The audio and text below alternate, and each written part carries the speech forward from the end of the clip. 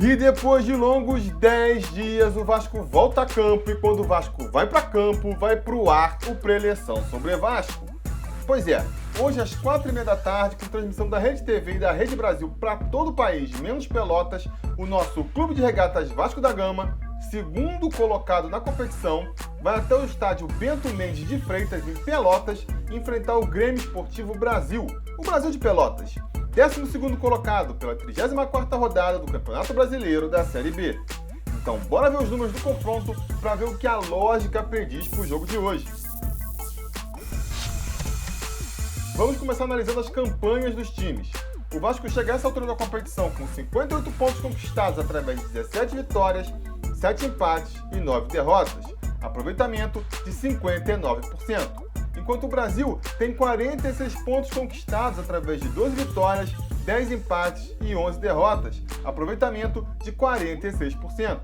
São 5 vitórias, 12 pontos e 13 pontos percentuais a mais para o Vascão. No quesito campanha, portanto, é ponto para o Vascão. Passando agora para o quesito gols. O Vasco já fez 48 gols na competição e já sofreu 35, o que dá um saldo de 13 gols positivos. Já o Brasil tem 34 gols feitos e 32 gols sofridos na competição, saldo de 2 gols positivos. Quer dizer, o número de gols sofridos das duas equipes é praticamente igual. A defesa dos caras tem até se revelado um pouco melhor que a nossa. Mas no número de gols feitos, o Vasco abre uma frente boa. Então, no critério de gols, o ponto também é do Vascão. Vamos passar então para o quesito momento e analisar o desempenho recente dos dois times. Nos últimos 5 jogos, o Vasco teve 2 vitórias, 1 empate e 2 derrotas, o que dá um aproveitamento fraco de 46%. Mas o Brasil de Pelotas consegue ser pior. Nos últimos 5 jogos, não conseguiram ganhar nenhum. Foram 2 empates e 3 derrotas, aproveitamento de 13%. É muito pouco. Não tem jeito. No quesito momento, é mais um ponto para o Vascão.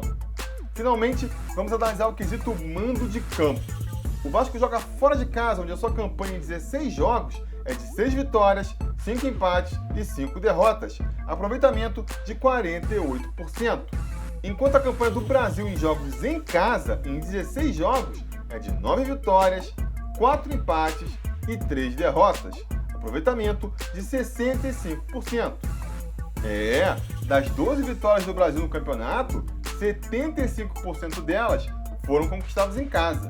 É o ponto forte deles. E, portanto, no quesito mando de campo, o ponto vai para o Brasil de Pelotas. Isso faz o Vasco ganhar nos quesitos por 3-1, o que sugere um jogo em que o Vasco tem tudo para ganhar. Lembrando que no primeiro turno, o Vasco recebeu o Brasil em São Januário e venceu por 2-0. Gols de Nenê e Luan, cada um em um tempo. Seria um bom placar para ser repetido hoje, não é não? Mas vamos para os desfalques e destaques. O Brasil de Pelotas vai para campo desfalcado do volante Marcão e do atacante Natan, ambos suspensos. Mas o grande destaque do time e artilheiro do campeonato com 13 gols, Felipe Garcia, vai para o jogo. Já o Vasco vem sem desfalques e a única mudança em relação ao time do último jogo deve ser mesmo a volta de Luan, ausente da última partida por contusão na zaga.